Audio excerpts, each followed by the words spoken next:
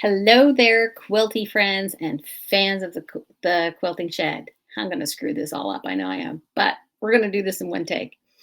So, this is a video for me on a different day and not a live video because I'm recording this and then uploading it. Didn't want to be distracted by live chats or people worried that they were missing things. Anyway, I have some news. We've been closed for the past week because we normally take this time off to do inventory and things, which I got about halfway through the inventory.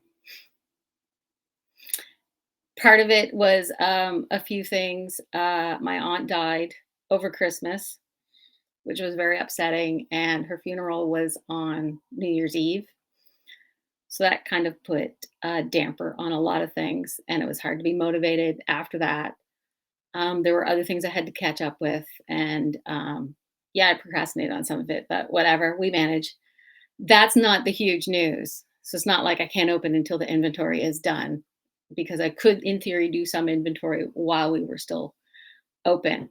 And I didn't shut down the website. So the website's still running. You can still place orders on the website. That's been no problem. Speaking of the website, we did do some upgrades, added a couple new features, just mostly behind the scenes, dust and clean type things.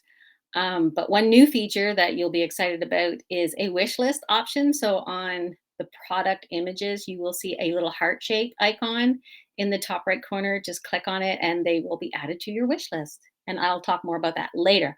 But the big news is, and I'm laughing because this is hilarious, the shop opening is not happening on Monday. I'm not sure when the shop will be open again for in-store customers because big reveal. Ha ha ha ha ha. I have sprained one wrist. This is my left. This video is in reverse for some reason. And I've broken my right wrist. Now, the lucky part is I am left-handed and this still sort of works. I can move these. I don't have much of a grip in this hand. Even like getting a mug of tea has been difficult, but it's getting better every day. So it's just kind of like a light sprain. I'm hoping by maybe midweek, end of the week, this will be almost normal. This here is currently in a splint. I have broken. You've got two bones in your lower portion of your arm. They help it so your arm does this, which I can't do very well anymore with this hand. I can't do it all with this hand. But at the end of this bone here, the radius, I broke that. And there's a big, huge golf ball sized lump that was there when I took my jacket off after I injured it. I just thought maybe I sprained it. So how I injured this was I took my granddaughter roller skating and I fell backwards and braced myself with my hands because that's a natural thing to do. I also landed on my butt. There's no bruise there, but it does hurt. Didn't injure anything else. Didn't injure my back, which is great. That normally is the thing that keeps me going. But you just want to hear about the quilt shop. But I'm going to tell you personal stuff anyway, because that's the fun of running a quilt shop and being the sole owner. I mean, technically the family helps too. So what does this mean for you? It means you'll have to be a little more patient. I can still type with a couple of fingers. So messages are fine. I can still use the phone. I can't cut fabric.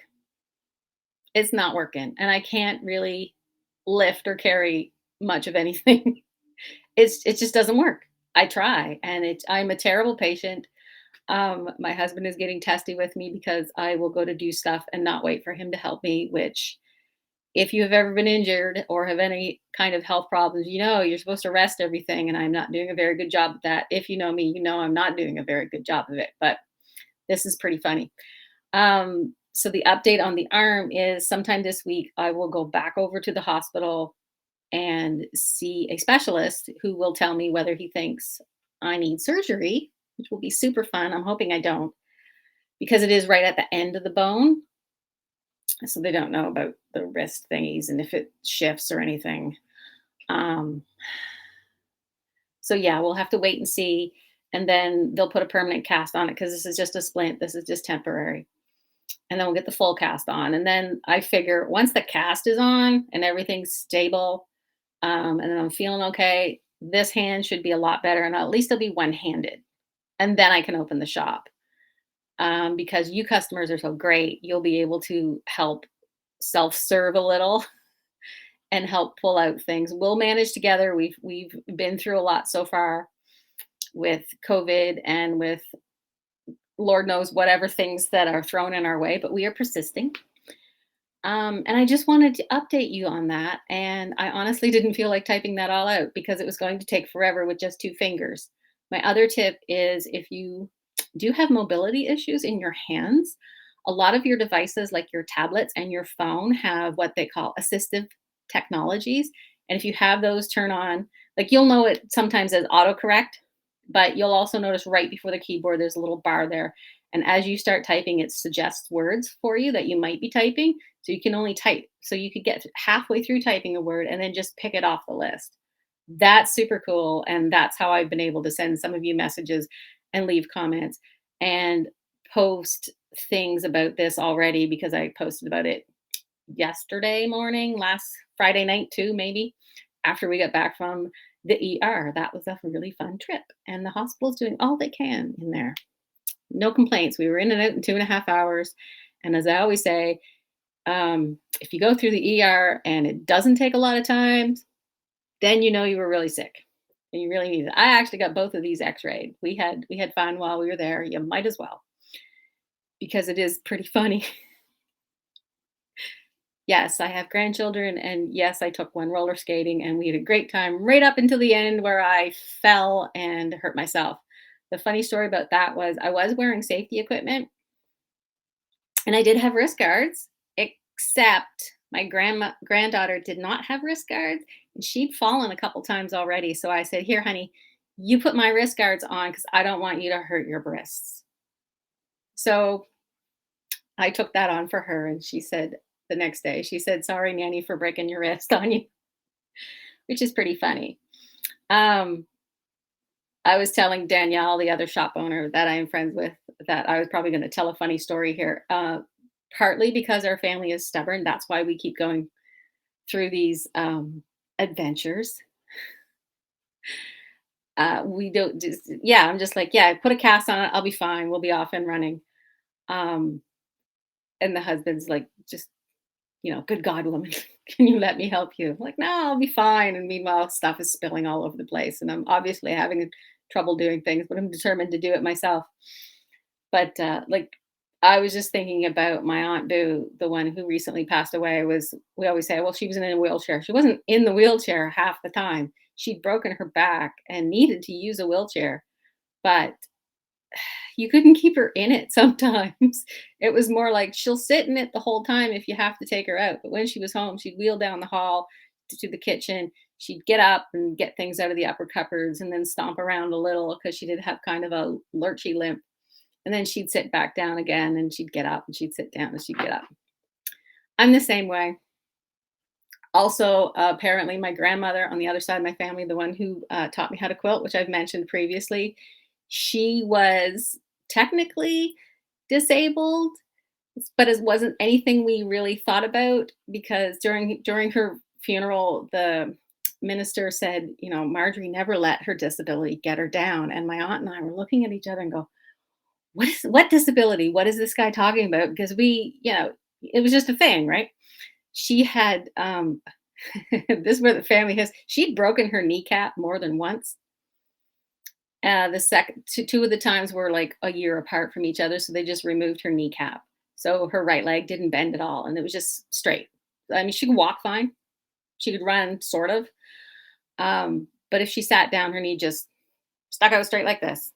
Yep, I mean, her ankle would bend, and that cracking sound was my wrist. Oops, I should probably not do that.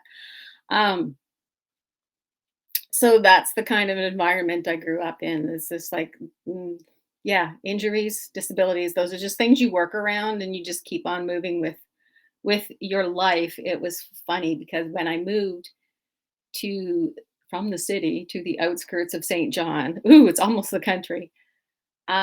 When I was a teenager, there was a guy who lived across the street from us, an old man and his wife and her disabled sister. They lived across the street from us. And if you've ever had an old man in your neighborhood, they're just always running around, like working on the yard, mowing their lawn on like a complete schedule. Their yard was fantastic looking. They had a great garden. Their house was neat and tidy, and he was always out there repairing things. And I think I lived there for clear on a month before I noticed he had one arm, just one. He didn't have two arms. I mean, just one. And on his t-shirt was just tucked very neatly in here, and just nothing. Okay. And I talked to him once about it, and he said the only thing he could do was replace an engine in a car. Other than that, he could do whatever he liked. So he had told me the story of his accident when he lost his arm as a child. A sled had run over it back when they used like the really old fashioned sleds, and it was full of wood. So that's how he lost his arm. And he said when he was discharged from the hospital, he was in the hospital bed, and his mom said, "I'll be right back. I'll go talk to the doctors, fill out all the paperwork, come back, help you get dressed." Well, when she came back, he was dressed and waiting and ready to go. So that's the kind of spirit. We're not going to let us get us down. It's just temporary.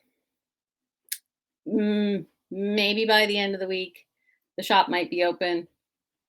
Worst case scenario, maybe next week.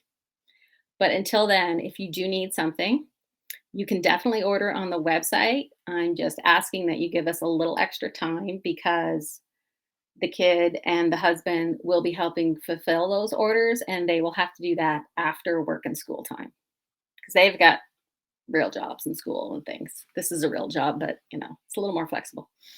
So yeah, if you do want stuff, we can still get that for you. It's just going to take a little longer. Okie dokie. I thank you for all your support so far, and I will send another message as soon as I can after we get updated. If you've got nothing to say other than last, maybe you could vote for whatever color cast you might think I might be getting. Yeah, do that. Leave a comment and tell me what color cast should I put on when they put a cast on. And I will see you on the flip side. Alrighty. Later, taters.